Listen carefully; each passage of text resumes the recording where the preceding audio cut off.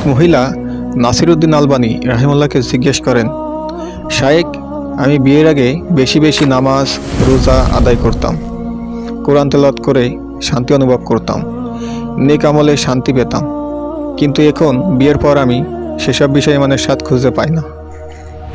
নাসিরউদ্দিন আলবানী রাহিমাহুল্লাহ ওই মহিলাকে জিজ্ঞেস করেন, আমার মুসলিম বোন, তুমি তোমার স্বামীর হক আদায় করা এবং তার কথা শোনার ব্যাপারে কতটুকু মনোযোগী?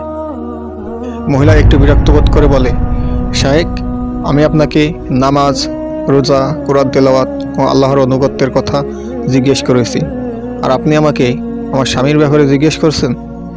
শায়েখ আলবানী রাহিমাহুল্লাহ বলেন, আমার বোন, অধিকাংশ মেয়ে এই কারণে ইমানের স্বাদ পায় না, আল্লাহর অনুগত্য ও ইবাদতে তৃপ্ততা পায় না।